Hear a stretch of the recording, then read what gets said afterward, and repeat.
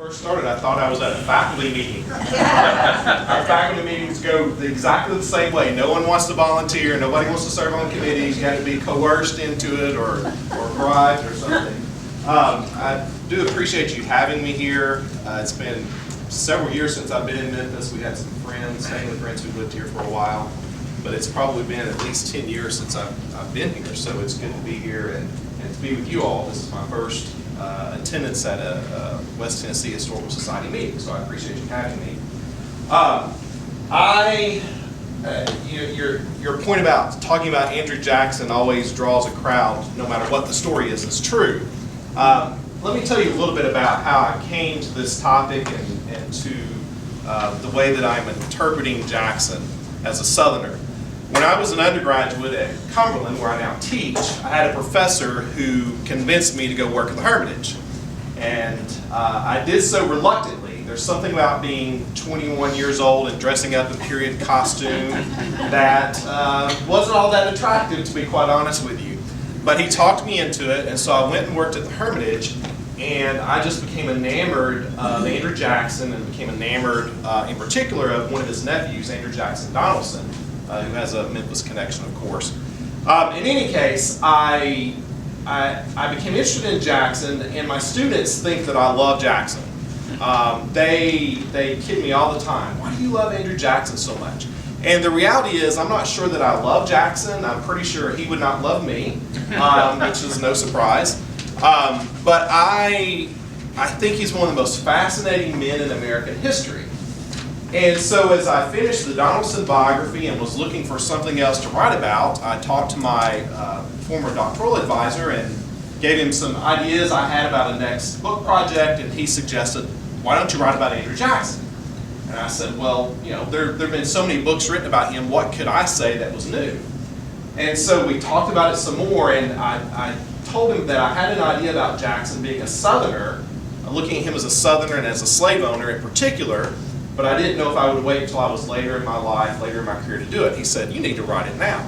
So it's his fault that I wrote this book, which, you know, if I had known John Meacham was writing his biography, I never would have done this, believe me. It's something about comparing yourself to a Pulitzer Prize winner and you know, a figurehead on national news is difficult. But in any case, I wrote the book, and so it's out, and I'm going to talk a little bit about what my interpretation of Jackson means. The usual interpretation of Jackson that we have, the way that we think about him is we think of him as the boy from the Waxhaws. And if you're familiar with his background, Jackson was born in the Waxhaws region along the North Carolina-South Carolina border in 1767.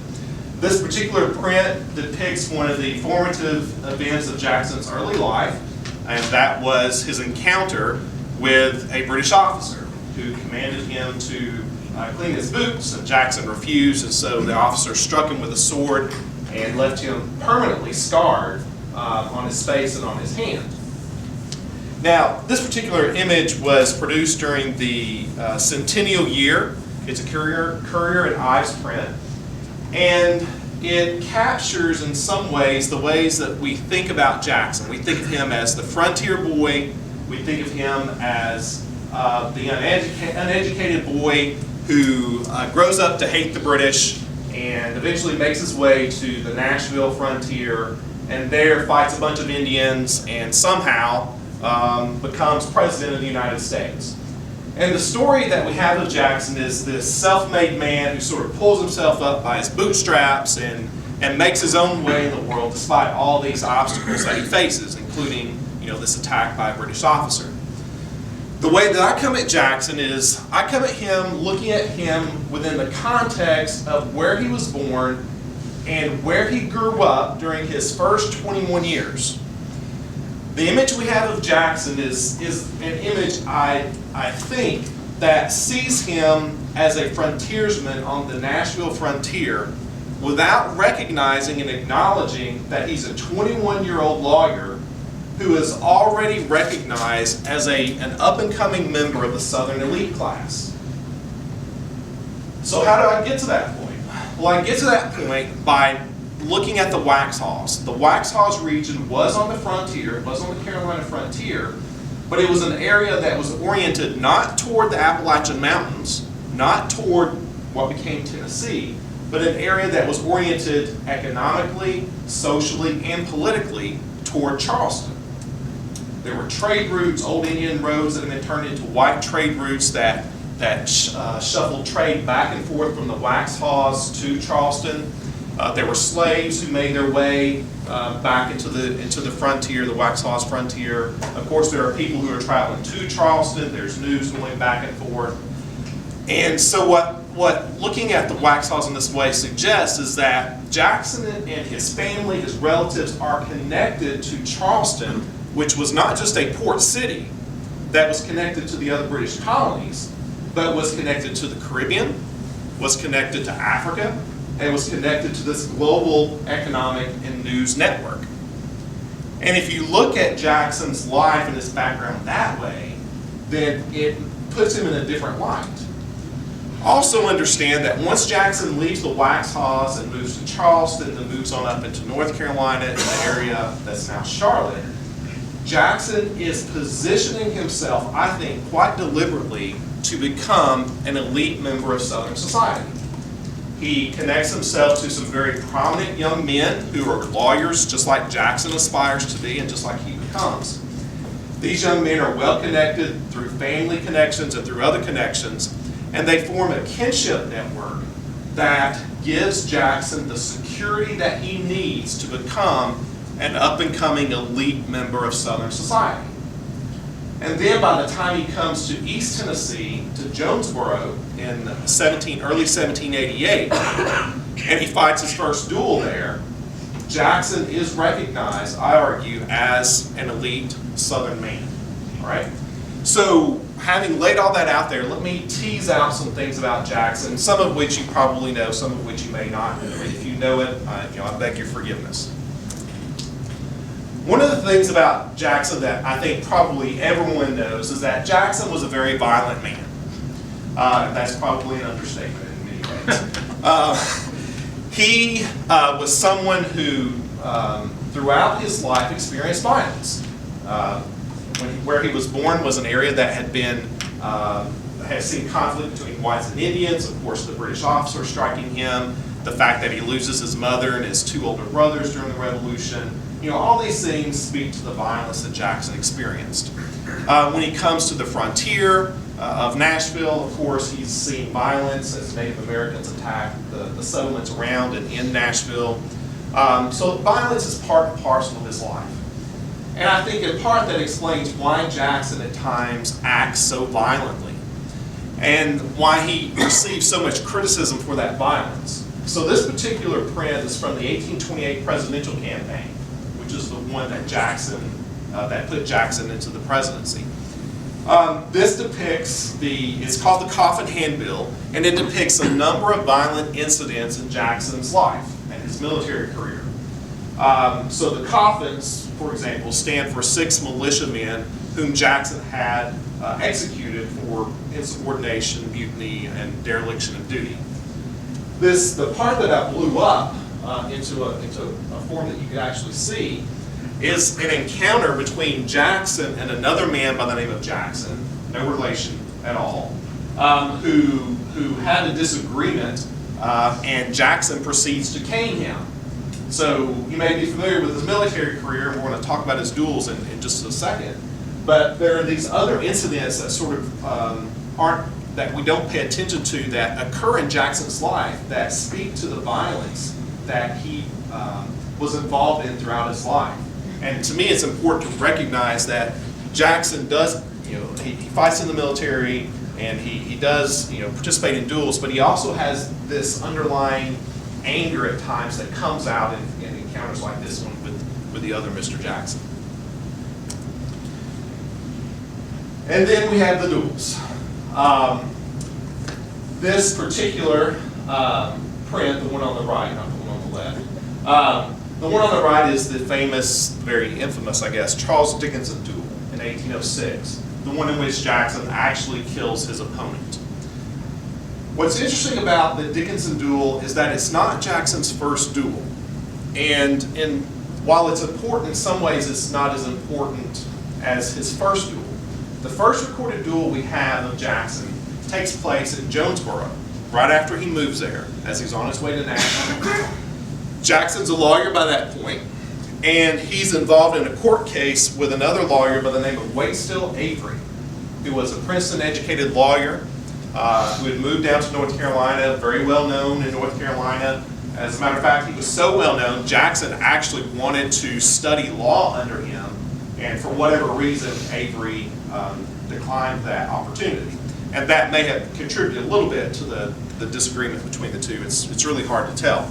In any case, Avery and Jackson are involved in this court case in Jonesboro, and so he writes this very angry letter to Avery challenging him to a duel. And Avery accepts it. And so they go out to the dueling grounds and they fire one shot apiece, and then they shake hands and go about their business. Well, what's interesting about this duel, and the reason I say it's important, perhaps more important than the Dickinson duel, there are two things about it. Number one, Jackson believed that he was a Southern gentleman because he offered that duel. Okay? Only Southern or only elite gentlemen challenged other elite gentlemen to duels. You did not challenge people below you. Okay? When you had someone below you who insulted you in some way, you took a cane to them, just like you did to Mr. Jackson there. Right? Andrew Jackson did not see this particular Jackson as someone who was on his same level. So when you fought these duels as elite gentlemen, you were recognizing your status, each other's status.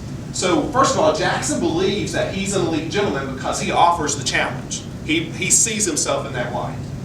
Secondly, Avery acknowledges Jackson's position because he accepts it. If Avery did not believe that Jackson was his social equal, he would have ignored him, he would have beaten him with a cane, he would have done something else besides duel him. But he agreed to the duel. And so that is part of the reason why I think we need to think differently about Jackson, even at that early age. He's not this rough-hewn frontiersman. He's someone who sees himself as an elite gentleman, who is seen as an elite gentleman, and that is what he brings with him to Nashville at the age of 21. This will be very difficult for you to read, and I've tried over the past couple of months to make it more legible, and I have failed, so forgive me. But in any case, I'm not going to talk about everyone on the genealogy chart here, so don't get too scared. This is a chart that depicts one of the kinship networks that Jackson used to his advantage. The primary one, of course, was the Donaldson family, the family that Jackson marries into. He marries Rachel Donaldson Robards. And there's a whole other story behind that we can talk about maybe during the question and answer period if you're interested. So the Donaldson family is extremely important. But there are other kinship networks that Jackson uses during his lifetime and during his political career in particular to make himself successful. And so this one, I call it the Lewis Kinship Network because the main man who connects pretty much everyone in it is William Terrell Lewis, who's a Nashvilleian. So the two men I want to point out in particular are John Henry Eaton and William B. Lewis, who are brothers-in-law. They married two sisters. Their wives died very early on in their marriages, so that union separates the two, but they stay very close over the course of Jackson's political career. So why is this kinship network important? And I'll talk more about these two men in a second. Why is this important? Well, we know what kinship is. Kinship is family. Right? Kinship is someone who's related to you by blood or someone who's related to you by marriage. But kinship is also more than that. I would venture to guess that everyone here has had someone or has someone now in their life who has been considered a member of the family, even if they were not related by blood or marriage. For example, my wife and I have 3 children. Our 2 oldest are girls. And when they were younger, there was a woman in our church who treated them like they were her granddaughters, even though we were not related in any fashion. And In fact, the girls still refer to her as Granny. She's passed away now, but they still refer to her as Granny. That's Grammy's teapot she gave us. Grammy gave me this necklace. So she was a part of our family. We were a part of her family in ways that transcended the blood relationship and the marriage relationship. So when I'm talking about these kinship networks with Jackson, with people like John Eaton and William B. Lewis, we're talking about men who are not related to Jackson by marriage, they're not related by blood, but they're men who were loyal to Jackson, who considered him like family, and whom he treated like family. He treated both Eaton and Lewis like sons. Eaton, for example, will essentially serve as Jackson's campaign manager in 1824 and in 1828. Now, they did politics differently then, but he was essentially a campaign manager. He coordinated out of Nashville. William B. Lewis, hopefully there are no Lewis family members here, I like to think of him as kind of the sly guy behind the scenes who does some of the dirty work. He's not out there in the open like Eaton is. Eaton writes newspaper articles and connects with people, and Lewis is sort of skulking in the background, trying to get the dirt on this person and this person, telling Jackson the gossip so he kind of knows what's going on. That was very important for Jackson. Again, in an era when there's no TV, there's no radio, there's no internet, the way that you advanced yourself politically in life and socially and economically as well was through kinship networks. And what's remarkable, this is one kinship network, I have several others that I put together. What's remarkable is how closely connected Jackson was with so many prominent politicians across the United States. It was a very, very small world. He's connected to the George Washington family, the Thomas Jefferson family. I mean, you name a prominent family, there is some sort of connection, very likely, between Jackson and that family. And that was extremely important to help him get ahead. And so I point out these kinship networks in this talk and in the book because the idea that Jackson's self-made is simply not true. Certainly he's ambitious. Certainly he has to want to get ahead. But he has to have help, just like any successful person in history. No one does it all on their own. They have to have help. And Jackson is a good example of that.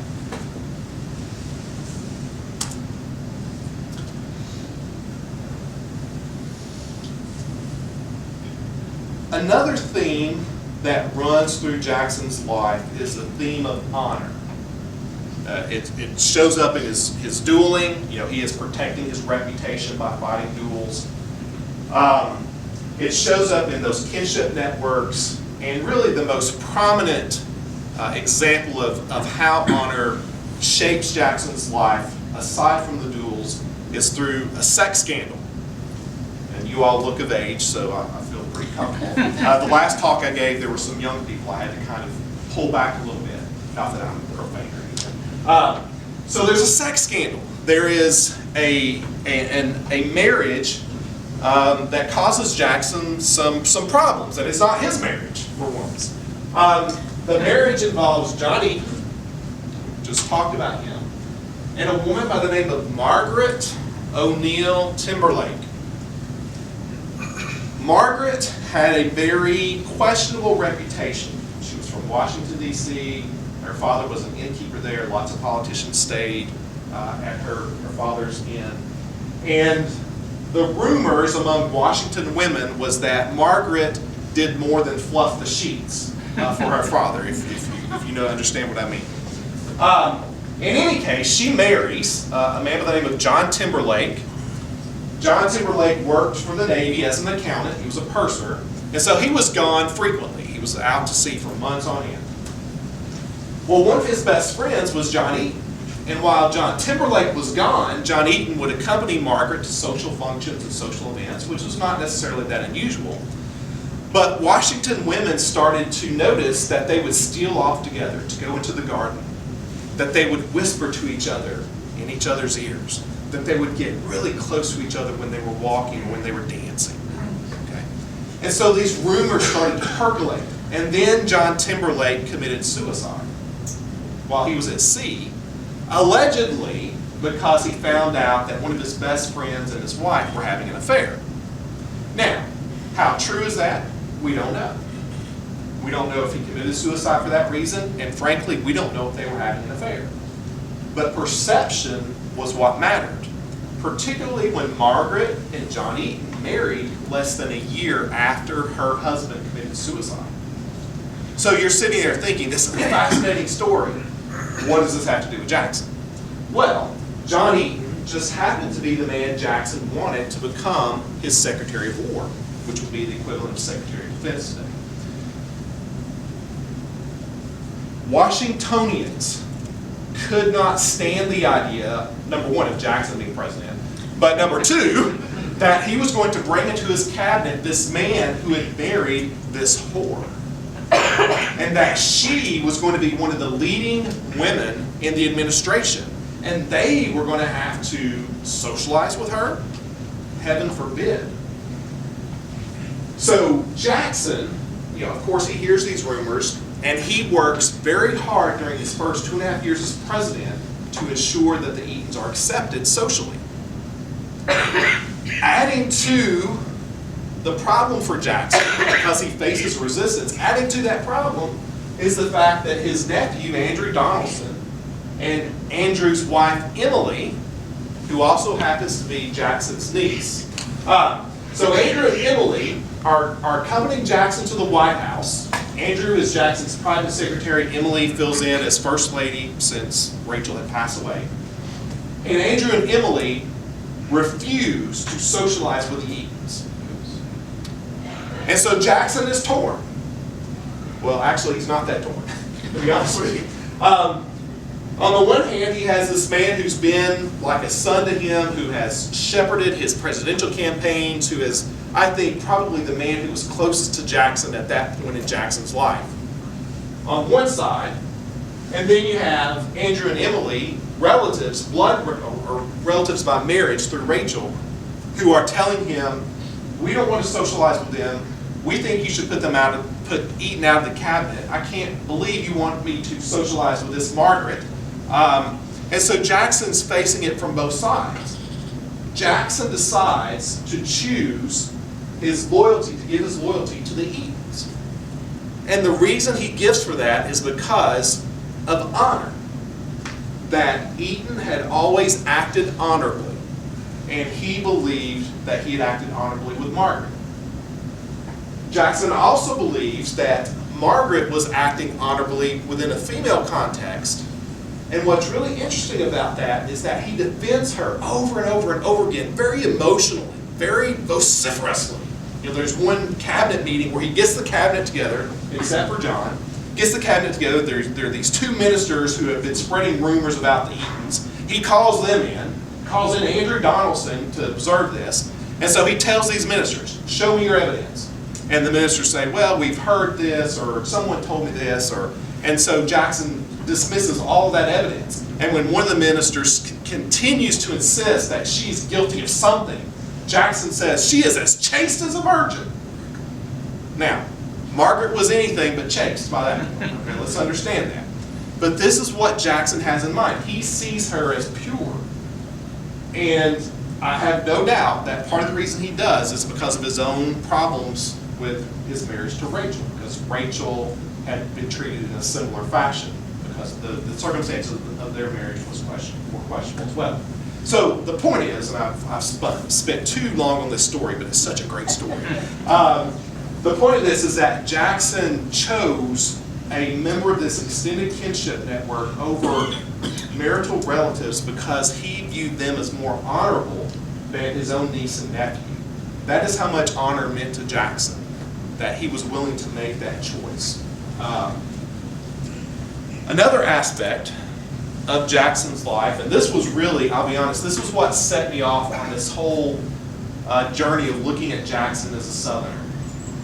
Looking at Jackson as a slave owner. This is something that historians have spent very little time on. And I find it baffling, to be honest with you. In class earlier today, I'm teaching the Jacksonian class this semester. And in class today, we talked about Thomas Jefferson and Sally Hemings. The alleged relationship between Jefferson and one of his female slaves. And so much attention has been paid to that. So much attention has been paid to George Washington's slaves. Even James K. Polk has a book written about his slave communities. But no one's really paid that much attention to Jackson. And I don't have an answer for why that is, quite honestly.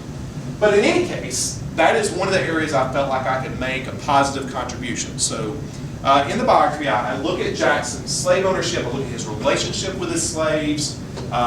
And one of the things to realize about Jackson, first of all, is that he owns a large number of slaves. He's one of the largest slave owners in Tennessee, which makes him one of the wealthiest men in Tennessee because slaves were property and they were very valuable property. And so this graph just shows how significantly Jackson's slave ownership grew over the years that he lived in Tennessee. And by the way, this is just at the Hermitage. Jackson also owned plantations and farms elsewhere in Tennessee, Alabama, and in Mississippi. And so when he died, in fact, one of the other plantations he owned was in Chickasaw County, Mississippi, that he had purchased for his son, and his son was incompetent, financially incompetent, didn't do very well with it, but in any case, that was another place where they had slaves. So part of it is the fact that Jackson owns a large number of slaves. Part of it is also the way that he treats them. And the way that the conclusion I've arrived to about Jackson as a slave owner is that he's not an atypical slave owner. There are instances where Jackson shows compassion, he keeps slave families together, not breaking them up to sell them. He expresses concern about their health. Is so-and-so doing okay? Did his eye surgery work out? I heard that the cholera took so-and-so's child. I'm very sorry to hear that. So he has these expressions of paternalism, I guess, toward his slave community. But then he also has these other expressions that unfortunately were very typical. For example, in 1804, a couple of bail slaves run away from his plantation. So he puts out a newspaper advertisement, which you all probably know is very common. And in it, he promises extra money if one of the slaves was whipped up to 300 lashes. Okay, now think about that, 300 lashes.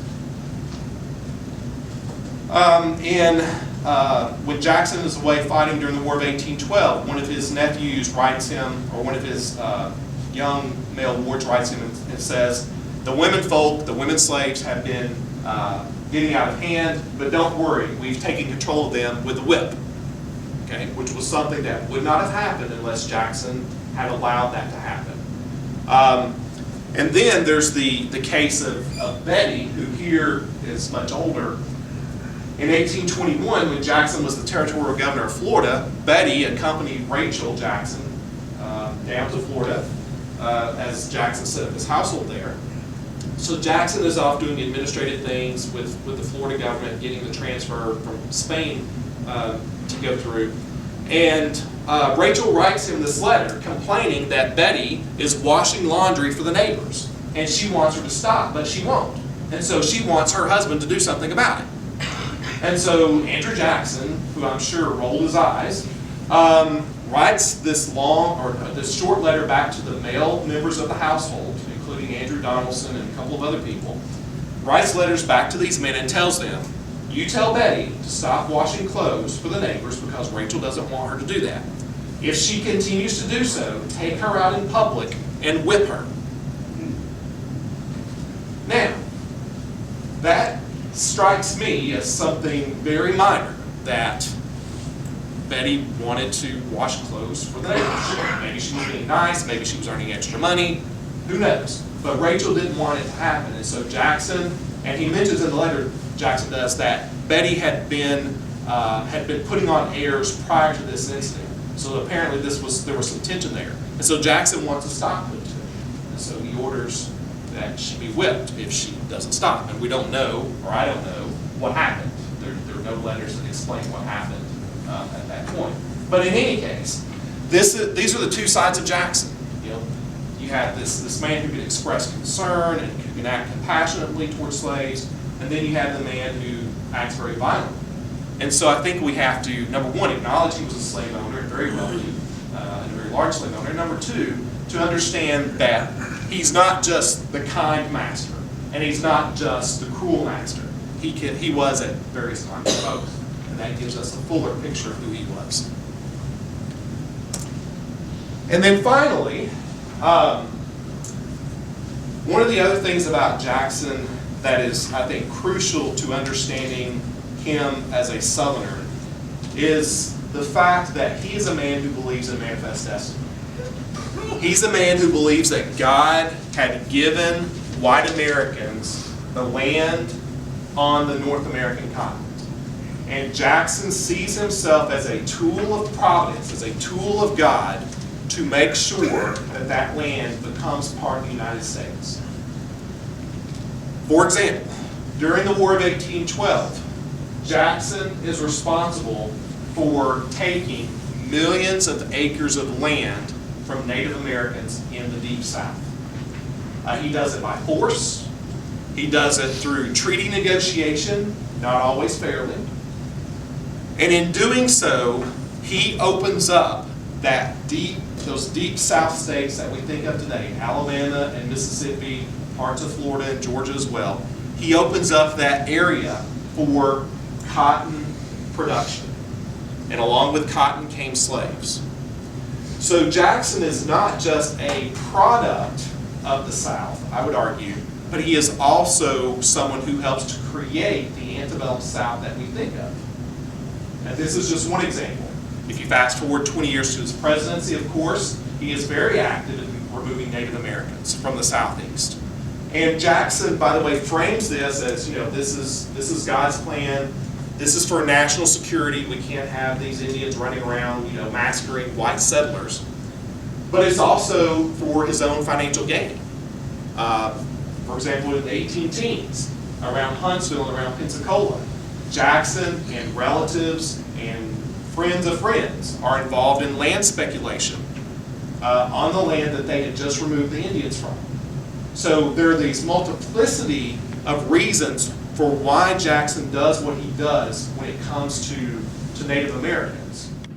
But the consequence is that it creates this land vacuum that then is filled by white settlers who want to grow cotton, who want to own slaves, and in doing so, they help to create this antebellum South that we think of. And to me, that is one of the most important contributions that Jackson makes.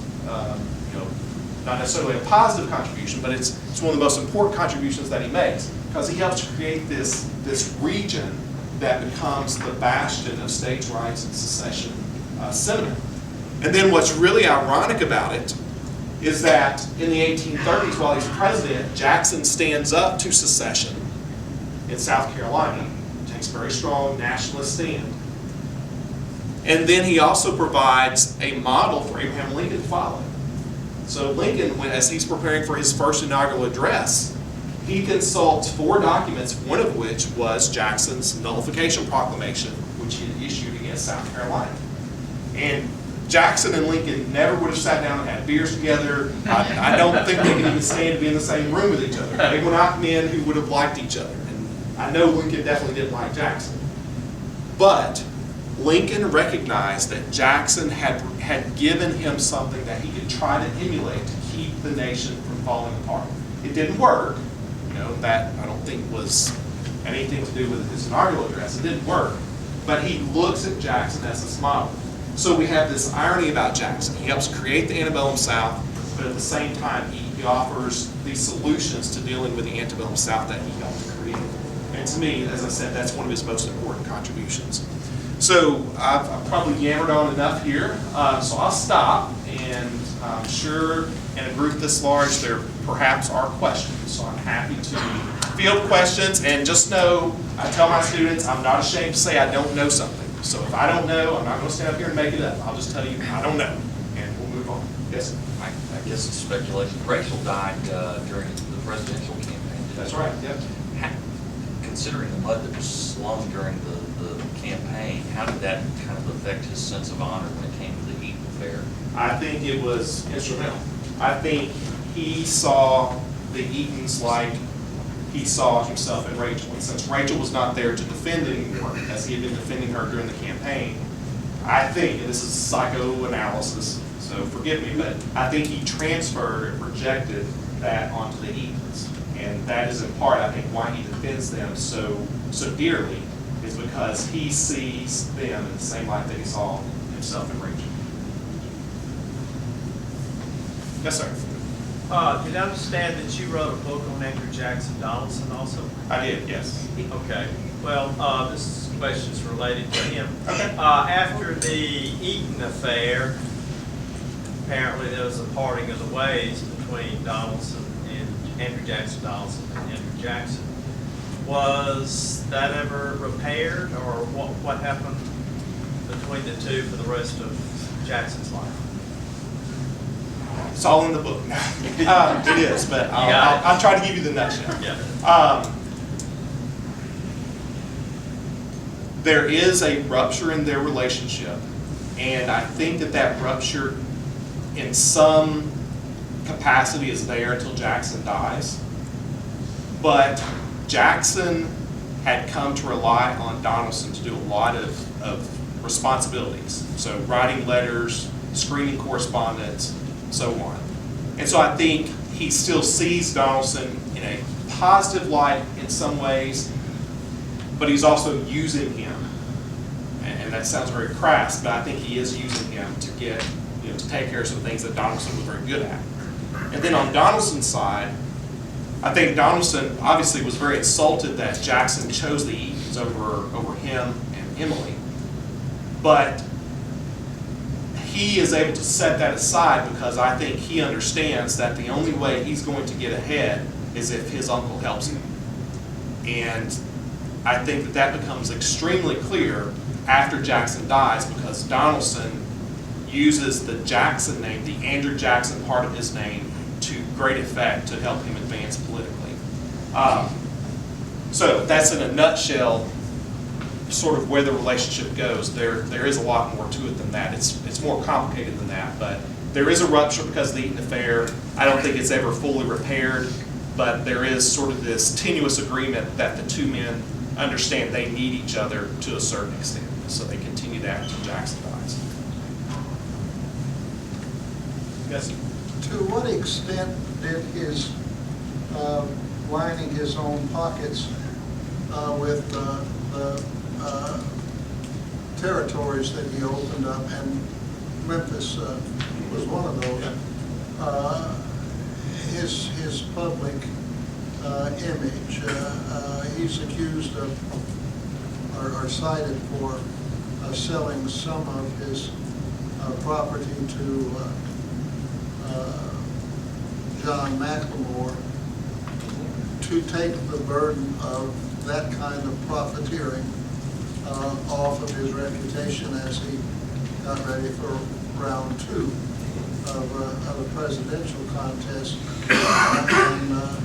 In the 19th century, things that are obvious conflicts of interest to us didn't cause much of a stir for the most part, and I just wondered about the ambiguity of him being known to have gotten rid of some of his holdings so he wouldn't look like he was feathering his own nest too much. Well, that issue does come up during the 28 election, but honestly, there's so many other things to criticize Jackson for that kind of takes a back seat. I mean, he has killed a man in a duel, he's executed militiamen, he's executed 2 foreign nationals, he's illegally invaded Spanish Florida twice, he's been involved in slave trading, he's had this marriage or alleged marriage to Rachel at some point that turned into a real marriage. I mean, the list of things to accuse him of is so great that land speculation is mentioned, but it is overshadowed by a number of other things. So it's there in the newspapers. I've read several instances of it in the national newspapers in particular, but it doesn't seem to have much great effect outside of Nashville and Kentucky. You just spun another thing in my memory. Newton Cannon was sure in his heart of hearts that Jackson positioned him in a way in one of the Indian Wars in order to get him killed. He became leader of the Whigs, of course, in Tennessee. And they took the ascendancy in Tennessee. And do you think Jackson was was capable of setting somebody up to get him killed, would that not have penetrated his concept of honor? Or is that one too? I have not thought about this one a lot. My initial response would be, it's hard for me to conceive of Jackson doing that. And I know that sounds hard to believe given everything else he did. But I have a hard time believing he would do that, particularly in the heat of battle.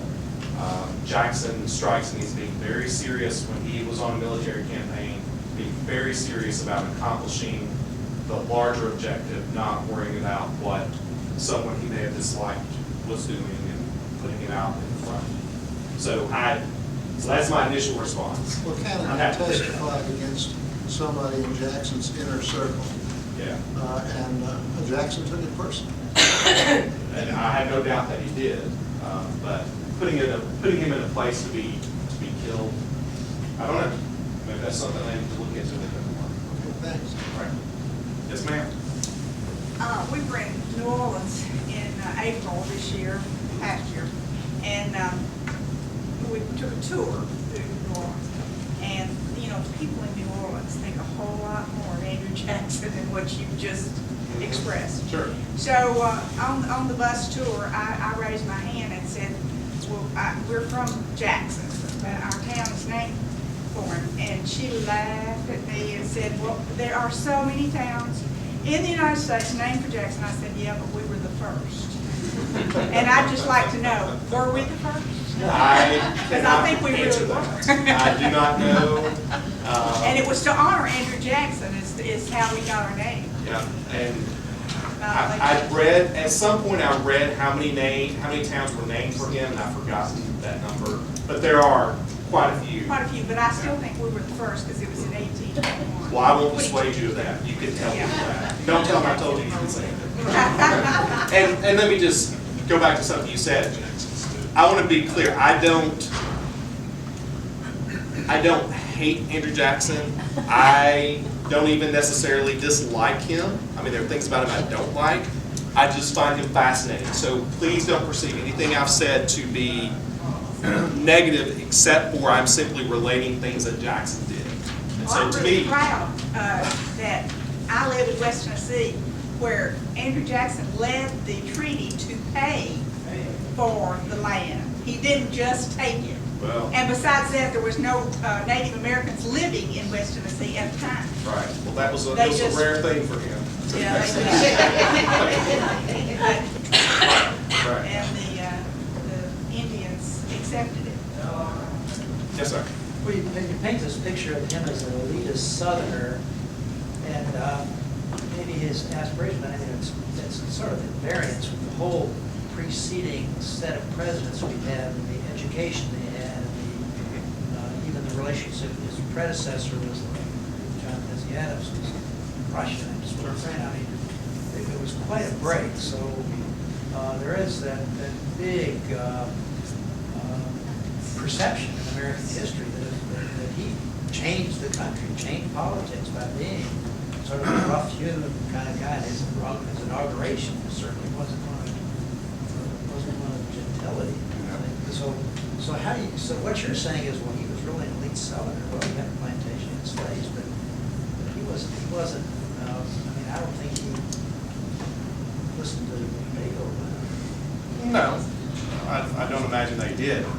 But, so there are several things here, though.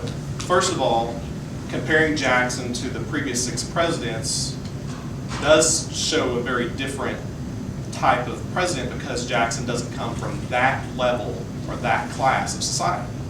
You know, the fact that he comes from the Waxhaws, he has a couple of uncles who are fairly well off, who own land and slaves, but that's really the only wealth he comes from. His education certainly is not the same as the Virginia presidents or the Massachusetts presidents. You know, no question about it. He does have education though, and he does read widely. You know, that's one of the misconceptions about him, is that he's not well read. If you go to his library, or if you even just read his correspondence, he's making literary references. He's, you know, in his library he has these, you know, massive tomes of literature that for the area where he lived was pretty substantial. So part of it is that comparing him to the previous 6 presidents shows someone different. The other thing to understand, I think, is that the perception of Nashville as the West affected the way that people perceive Jackson. Okay, so he's not from the old gentility. He's not old money. He's new money. And then there's this perception of Westerners being a certain way. And I think to some extent, Jackson played on that to his advantage because he wanted to come across as this rough-hewn frontiersman, and he had rough edges. I don't think there's any question about that. But if you look at him, that is not just who he is. He's not just the rough-hewn, uneducated, whatever. There is an element of that, but there's this other part of Jackson that we simply brush over because it doesn't fit the narrative, which is Jackson pulled himself up by his bootstraps. He worked really hard, and even though he didn't have the education or all these other things, he became president, and you can become president too. And the reality is that simply is not true. There's this other part of Jackson that is essential to understanding how he got to where he was. He got there in part because of this democratic change that was taking place, but he got there in part because of who he was attached to, because of his elite status. So it's both, and I think what I'm trying to get across with this book is that we need to look at Jackson differently. Let's shift our perspective and look at him this way. And if we come back, I'm not God, I'm not saying I'm 100% correct, but if we can at least shift our perspective, maybe we come to a point where we see this totality of Jackson that we simply haven't gotten up to this point. Yes, sir. How many times did you see he came to Memphis or Fort Pickering? How many times? Did he come here very often? I have. I really don't know. You don't know? I don't Never know. set foot. Yeah, the only time he may have stopped on the 4th Chickasaw Bluff could have been on the way to or from New Orleans. And that was before there was any significant settlement here. So you could make a strong case for him never having come to Memphis. Well, from what you just said, if you had entitled your book Andrew Jackson Westerner, would it have been a different book? Would it have been a different book? Yes. It would have been a different book, and Could you now write Andrew Jackson Westerner? no, because and the reason is because other people have written that book. Other people have looked at him as the Westerner, and so there's no point in writing a book that says the same thing. And that's one of the things that I decided when I wrote this, is that I had to have something new to say. And if I didn't, there was no point in trying to tackle Jackson, because Robert Remini and James Parton and Marcus James and Arthur Schlesinger, I mean, the list is pretty long. Add John Meacham to it now. There's no point in me writing it because I had nothing, if I didn't have anything new to say, no one was going to pay attention to what I had to say. Yes? You've described some of his motivations, honor, and manifest destiny in terms of conquering the frontier. How did those play out in his policy choices as president? I'm thinking particularly in his attitude toward the bank and national improvements, which would seem to have been beneficial to manifest destiny. Good. That's a good question. Jackson is not 100% consistent. He has, so on the one hand, he has this very strong nationalist perspective when it comes to nullification, for example. But on the other hand, he has this very strong limited government perspective that plays out in internal improvements. He doesn't want the federal government involved in that sort of thing. With the bank, Jackson hates the bank. Part of it is personal, part of it is paranoia. But part of it is he doesn't want this entity having so much control over the economy that it can affect the lives of people like him.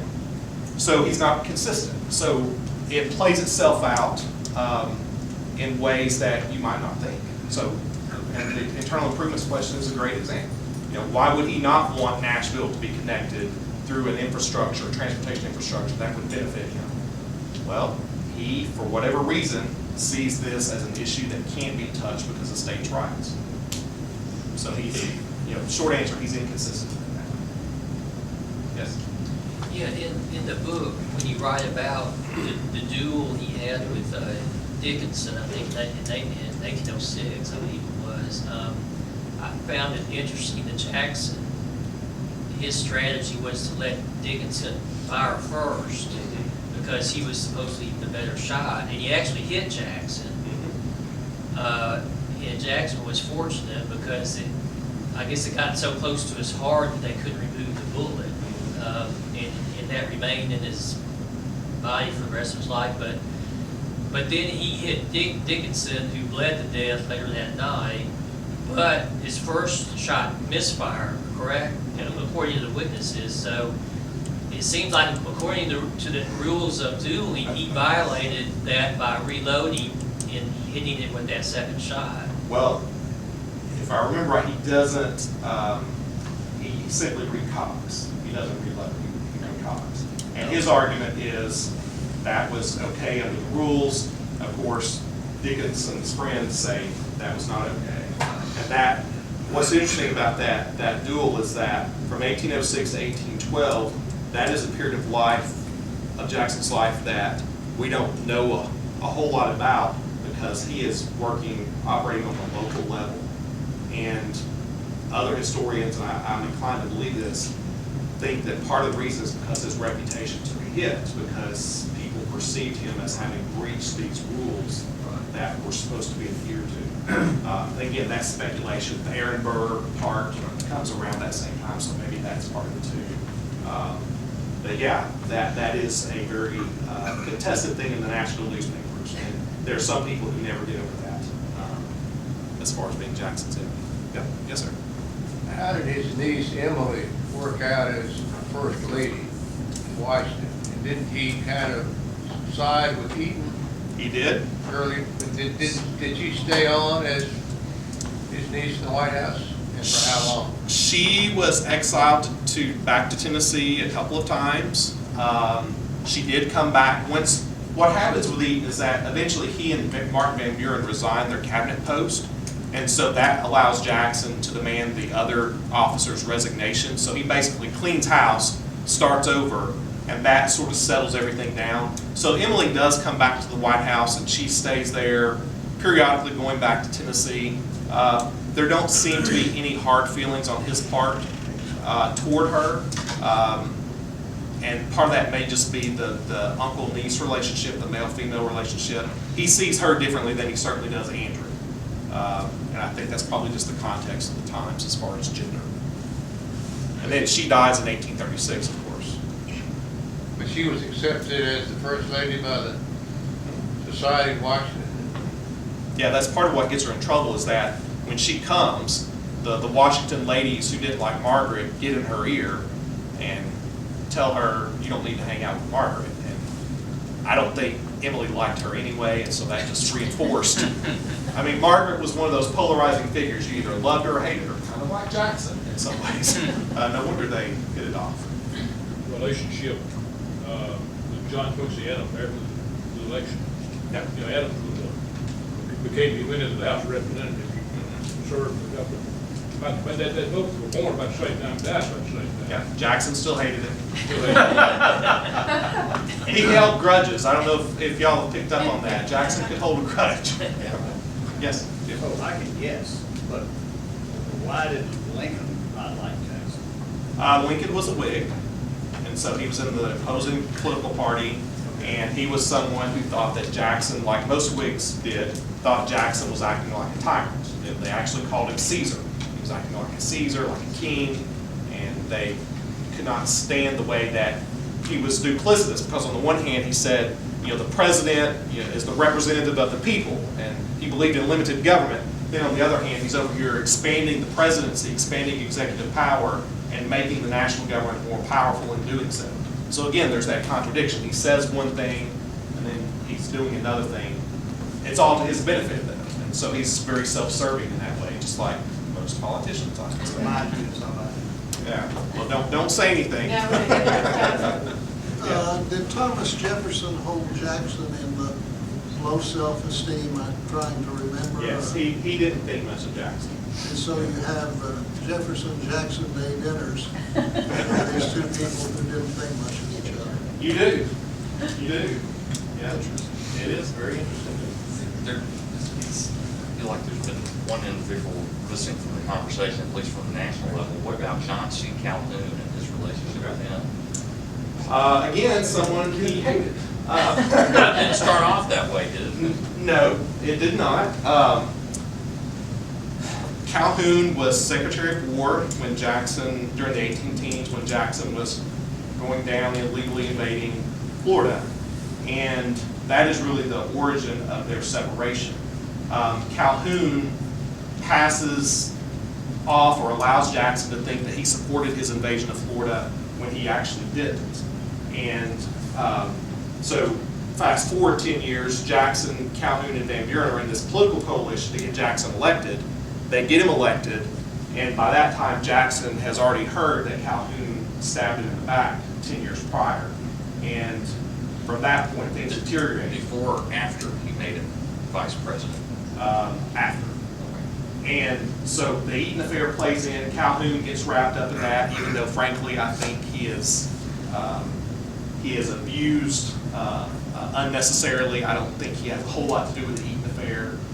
But Jackson pulls him into it and accuses him and his wife of being the lead inquisitors against the Eatons. Wasn't his wife the lead inquisitor of the Eatons? She was in South Carolina. Actually, from the inauguration, from right after the inauguration until later that year, she was in South Carolina while everything was blowing up. So Jackson believes she was, and says she was, but I don't believe it. Well, that split, how did that affect his decision in terms of the nullification crisis? Wasn't Calhoun kind of heading that up in South Carolina? Calhoun wasn't one of the radicals, but he was certainly part of that. By the time the nullification crisis occurs, Jackson and Calhoun have had a very public break in the newspapers in Washington. I'm sure they could barely stand each other, kind of like Jefferson and Burr at the end, or throughout Jefferson's first term. And by the time South Carolina nullifies the tariff of 1832, I think Calhoun was already looking to leave. He was not running for re-election. Van Buren was going to take his place. And so I think he's looking for an exit strategy. So when that happens, he actually resigns his vice presidential seat in December and he's elected to the Senate. So he moves into the Senate and poses Jackson. Yeah, there are lots of threads with Jackson. And again, lots of grudges, lots of quarrels, and so on. Did Jackson actually say that he had 2 regrets? Not having hanged Calhoun and shot Clay? I have never seen that in his correspondence, but it sounds like him. You know, there are lots of these quotes that sound like Jackson. Did he say them? Maybe, maybe not, but they sound like him. That sounds I like don't have a source for it. Yeah. I really don't know. Show them this book and tell them. This is the biography of Andrew Jackson Donaldson. It's called Old Pickett's Nephew. And it's just the life of Donaldson. Goes into, obviously, his relationship with Jackson, and then goes into his own political career, deals with secession, the Civil War, his attempts to stop that, his cavorting with the Know Nothing Party, the anti-Catholic, anti-immigrant party, which gets him accused of being, as one newspaper editor called him, the ass who clothed himself in lion skin. So he's using Jackson's name to cover up the fact that he's a jackass, which I love that one. And this one, this is a collection of essays that a friend of mine and I edited for our doctoral advisor, John Marslack, who's now in charge of the U.S. grant papers at Mississippi State.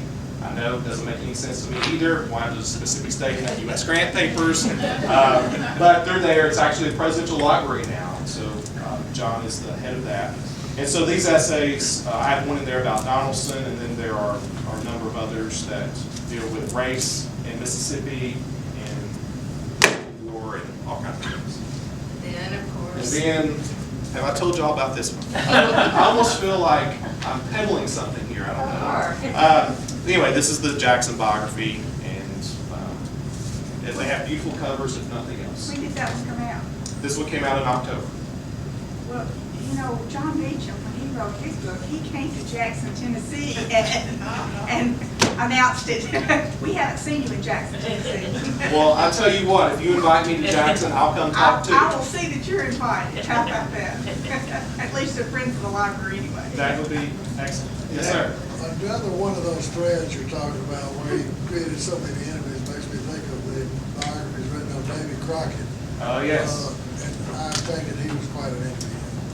Yes. Interestingly, Crockett started out as someone who supported Jackson, and then, like several other people, decided he didn't like him anymore. And Jackson didn't like him either. Yes, sir. He and Sam Houston. He and Sam Houston, very close. He actually sued in Texas as an agent. That's the accusation. And right before Jackson died, of course, he's using Andrew Jackson Donaldson, his nephew, to send messages to Houston to try to convince Texas to accept annexation. Okay, I'm done. Oh, I can talk all night. I see what No, you're saying, so we better stop. I know y'all got. You know, that's the most wonderful thing always about Andrew Jackson. It's such a fascinating story. There's so many ins and outs of it. And I know that Mark would talk all night long, but buy his book, read his book, and he'll talk to you as long as you want to talk. I will, actually. But all three of these copies, all three of these books are back here on the table, and I'll leave the applause again. Thank you.